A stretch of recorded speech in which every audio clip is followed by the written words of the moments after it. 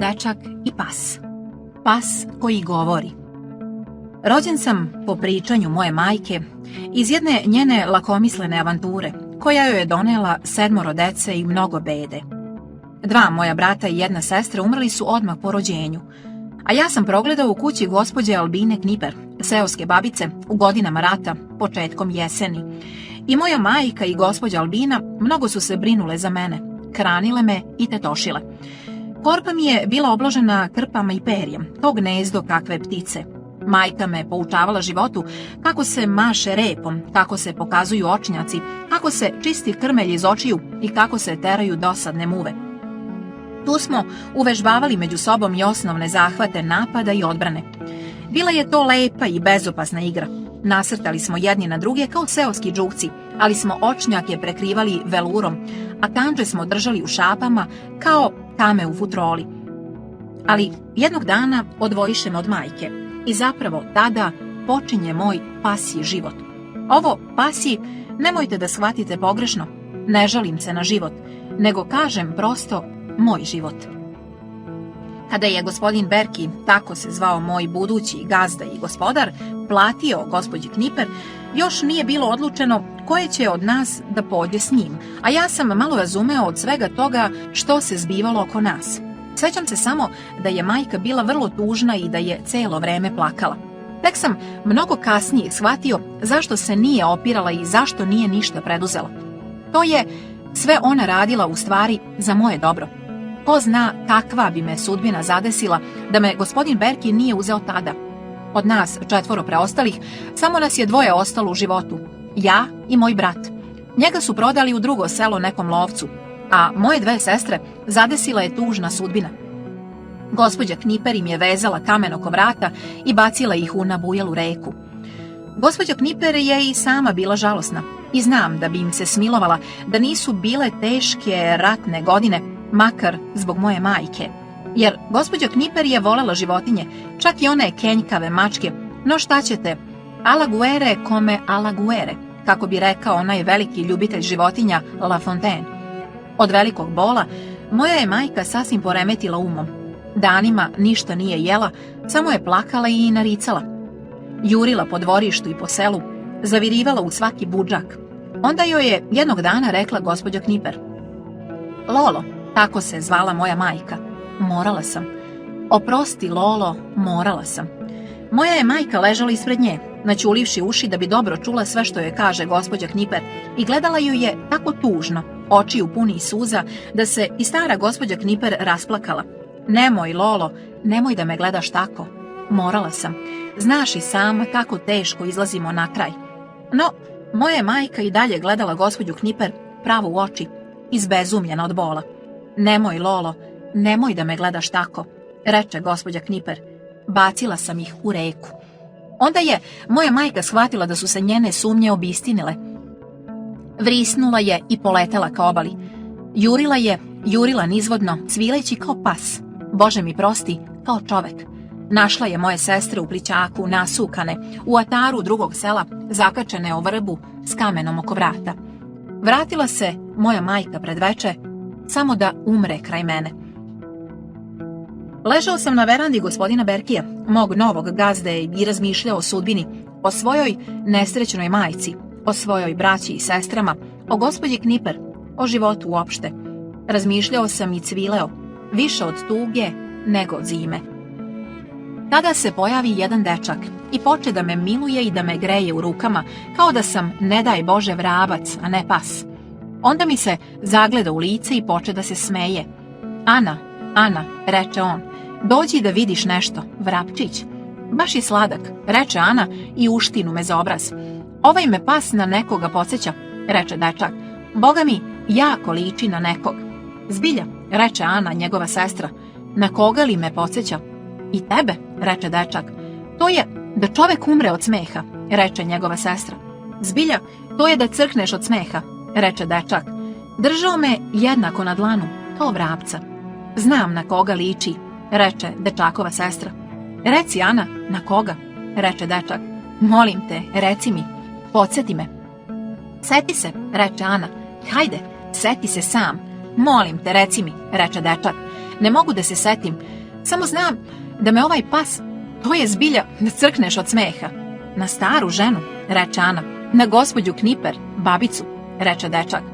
To je da crkneš od smeha, reče njegova sestra, kljunuta gospođa Kniper. Tako sam počeo i sam da sumnjam u svoju sličnost sa gospođom Kniper, mada ja iskreno ne nalazim da sam bio imalo nalik na nju. Možda nam je samo tuga davala isti izraz lica, jer gospođa Kniper je bila veoma nesrećna zbog onoga što je bila počinila, a ja sam tugovao za svojima. A što se tiče sličnosti, mogu vam reći da sam bio nalik na svoju majku. Iste krupne, tamne oči, modro sive kao šljiva, iste uši, zašiljene i pri vrhu malo povijene. Možda sam jedino svoj stas nasledio od svog nepoznatog oca, jer sam se kasnije razvio u vitku psinu dugih nogu, kakve moja majka, ako se dobro sećam, nije imala. Od majke sam nasledio još i boju dlake, žuto riđu i većinu osobina, preosetljivost, pokornost, trpljenje, vernost, odanost, nervozu, kao izvesnu lenjost i lakomislenost. Jedan pas, kao što sam ja, nema neku uzbudljivu istoriju o kojoj bi se moglo mnogo govoriti. Ja sam imao dosta srećnu mladost, ne govoreći naravno o rastanku sa svojom porodicom, iako sam živeo u ratno vreme. Možda upravo zato. Objasnit ću vam na šta mislim. Rat odnosi ljude, uskraćuje im nežnost, rat unosi u ljude strah, čini ih nepoverljivim. U takvim uslovima jedan pas, veran pas kao što sam ja, mnogo znači. Ako niste dete i niste preosetljivi, njega možete voleti bez očajanja, bez straha da ćete poludeti, da ćete umreti od bola ukoliko vam ga rat uzme. Možete ga voleti, a da ne činite sebi nikakve ustupke. Možete mu se slobodno ispovedati, bez straha da će odati vaše tajne i skrivene želje. U ratna vremena psu je teško samo dok mu ne izrastu očnjaci. Zato su nastradale moje sestre, pokoj im duši. A za jednog odraslog, za jednog jakog psa, rat je blagodet. Tada vladaju pomori među stokom, ginu konji, a vojske zatrpavaju mrcine tek toliko da ne vire iznad zemlje. I onako će ih, vele, razneti psi i cigani. Koga još može da interesuje moja biografija, kad nisam bio ni čuveni lovac, nego sasvim prosečan, ni proslavljeni trkač, kada ne samo što nemam plemićko poreklo s pedigreom, nego sam čak, po svemu sudeći, vanbračno dete, kopile dakle, a nisam se proslavio ni na bojnom polju.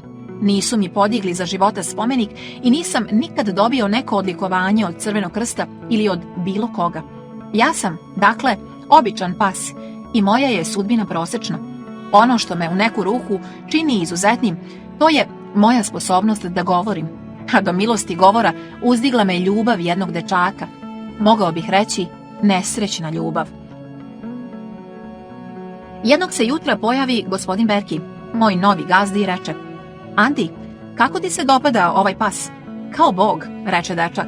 Voleo je da preteruje. A kako će se zvati? Dingo, reče gospodin Berki, moje ime. Dingo, reče dečak. To mi se ime ne sviđa. Voleo bih da mi gospodin Berki objasni šta to znači. Australijski divlji pas, reče gospodin Berki. To mi se ime jako sviđa, reče tada dečak. Iako mi je zvanično gazda bio gospodin Berki, ja sam ipak dušom i telom pripadao dečaku. Od svih ljudi na svetu s njim sam se najbolje slagao i najbolje sporazumevao. Mislim da su tome doprinele, osim njegovih godina, i neke naše zajedničke osobine. Verujem da ne grešim dušu ako kažem da smo on i ja bili po mnogo čemu slični, po lenjosti, po razuzdanosti, po odanosti, po želji za avanturom. Mislim da ne grešim ako kažem i to da je taj dečak imao u sebi nečeg psećeg, što se tiče njegovog njuha i njegove preosetljivosti na mirise. Siguran sam da ne grešim. Usamljenost i tuga spojiše naše živote. Njegova tuga za ocem i moja tuga za roditeljima stvoriše među nama neku vrstu prijateljstva zasnovanog na srodnosti. Tako sam počeo naglo da rastem i da stičem ugled među seoskim đucima, kao mudar i učen pas svog malog mudrog gospodara. Dečak je postajao sve manje usamljen, sve ponosniji na mene i sve odvažniji. Jer ja sam ga oslobodio ne samo njegovog urođenog straha od pasa, od te je iste boljke bolovao i njegov otac, nego je i uopšte postao hrabriji, jer je znao da u meni ima sigurnog i odanog zaštitnika. Zauzvrat, On me naučio raznim korisnim veštinama koje izazivaju poštovanje. Umeo sam da doteram zalutale krave, da otkopavam krtičnjake, to iz pustog zadovoljstva, kako bismo prekratili vreme, da jurim zečeve, da otkrivam lisičje jazbine i gnezda barskih ptica, da lovim divlje patke, žabe, leptire, zmije. Čak sam naučio od dečaka da razgovaram sa njim u časovima usamljenosti. Sećam se, jednom, kad nam se bila izgubila krava narandža, zamalo nismo pobegli u svet. Dečak mi je usput poverio teške i odgovorne zadatke. Jedna je njegova poruka bila tolika da sam ličio sebi pre na goluba pismonošu nego na psa. Čim bismo bili jako nesrećni, odmah smo kovali plan da bežimo u svet. A nismo, eto, dospeli nikad dalje od 3. atara. Dečak je znao katkad da mi priča priče ili da mi ih čita. Mislim da ne preterujem ako kažem da sam već bio naučio napamet onaj roman Čovek, konj, pas, što ga je dečak toliko puta pričao o čobanima, izmišljajući često i doterujući ga. Ne, moj život nije roman. On je sav od malih priča, od mnogih malih dogodovština, veselih i tužnih, no u tim je pričama uvek prisutan dečak, kao što sam i ja prisutan u njegovim pričama. Primećujem u posljednje vreme da je dečak tužan. Postao je i prema meni nekako hladniji, obazriviji. Vidim, krije nešto od mene. Ali sam uskoro shvatio o čemu je reč i eto, ponovo me skolila ona moja stara pseća tuga. Dečak se opet sprema da ode u svet. Ovoga puta istinski. U to nema sumnje. Shvatam i to zašto me izbegava. Hteo bi da olakša sebi taj rastanak. A ja sam se od te iznenadne tuge razboleo. Kunjam pred dečakovim pragom kako mi ne bi pobegao bez oproštaja. Kunjam i razmišljam o svom životu. Osjećam ovaj rastanak neću preživeti. Au. Pismo. Dragi gospodine Berki, ovo vam pismo pišem iz daleka i hoću da vas pozdravim i pitam za zdravlje. Polako se privikavam na nove drugove u školi, ali mi se svi rugaju zbog moga izgovora. Još uvek sanjam noću da sam tamo kod vas, pa me mama budila baš sinoć jer sam plakao u snu. Mama kaže da je to nostalgija i da će sve to brzo proći. Dragi gospodine Berki, molim vas najljubaznije da mi se ne smejete zbog ovoga što ću vam sada reći. Ja sam sinoć plakao najviše zbog mog psa Dinga. Ana mi se još uvek podsmeva i kaže da sam ja zaljubljen u tog psa. A možda je to istina, no ja verujem da ćete me vi razumeti i da mi se nećete rugati. Ispričat ću vam sada kako mi je bilo teško kada smo krenuli na put, kako me potresao taj rastanak. Sećate se da sam ja, pred sam polazak kola, bio nestao i da sam došao u posljednjem trenutku, pa su me svi grdili. Kazat ću vam sada gde sam onda bio. Odveo sam Dinga na obalu Kerke da se pozdravim s njim. Zatim sam ga vezao kaišem za vrbu, a on se nije opirao, samo je cvileo. Hteo je da krene za mnom i molio me da ga pustim, no ja sam mu rekao da ostane, da je život takav i da znam da nikada neću naći boljeg prijatelja od njega, ni među psima, ni među ljudima. Onda sam čuo kako me zovu, pa sam otrčao da se pozdravim sa svima vama. Sećate li se, svi smo plakali, i moja majka, i Ana, i vaša mama, i vi. Znali smo da se nećemo nikada više videti. Onda su kola krenula, a ja sam još uvek plakao. Srce mi se kidalo od plača. Sećam se svih onih godina koje smo tamo proveli, mog pokojnog tate, koji se nije nikad vratio, vas i vaše mame, gospođe Rigo, učiteljice, Bele, Hermana, Lacike, Tot, Julije, Sabo i ostalih. Usput nisam smeo da se osvrnem, kako ne bih još jače zaridao kada budem ugledao posljednji put selo, Zvonik, Grofovsku šumu i sve ostalo. No, ipak nisam mogao odoleti. I zamislite, gospodine Berki, koga sam ugledao. Za nama je trčao Dingo i cvileo iz sve glasa, a mi smo svi opet zaridali. Onda sam zamolio čika Martina da ga otera bičem i da potera konje brže, jer nisam mogao da podnesem više to cviljenje. Dingo je, možete zamisliti, bio na kraju snaga jer je trčao za nama sve do čestrega. Bio je sav zapenjen i isplažena jezika. Ja sam počeo da vičem, da urlam, tako da je čika Martin morao dobro da ga išiba dok ga nije primorao da se zaustavi, zapravo da se skljoka od iscrpljenosti nasred ruma. Čak i kada je voz krenuo, ja sam jednako gledao kroz prozor i plakao.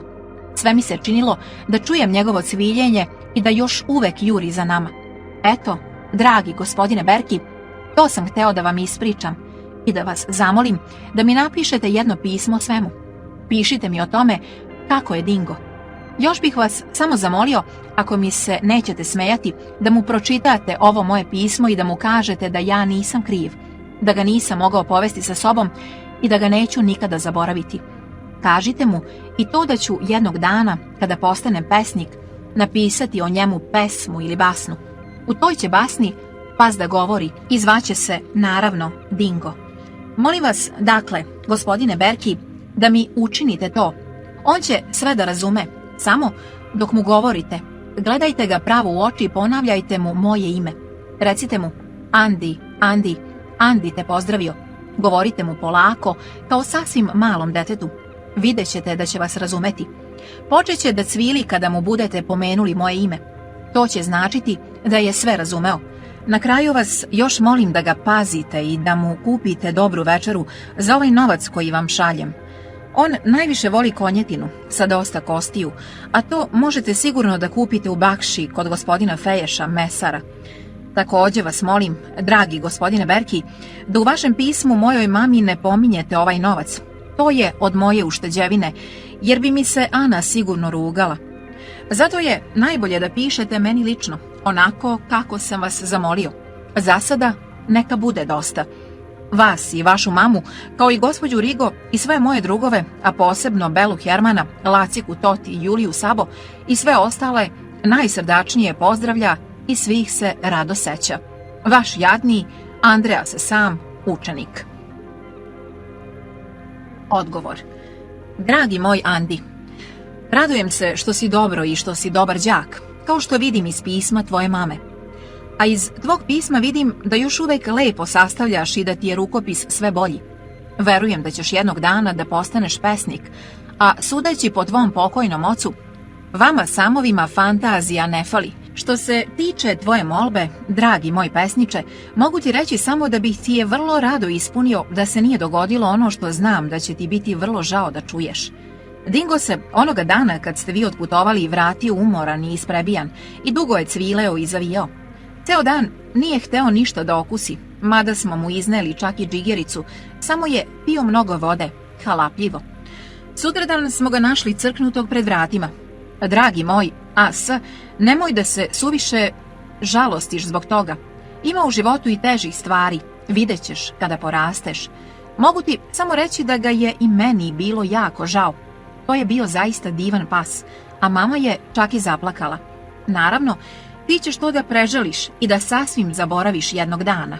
Za ovaj novac koji ti šaljem, ovo ti je kamata, kupi sebi naliv pero i pokušaj da napišeš o tom događaju neki sastav, u stihu ili u prozi, pa mi to pošalji.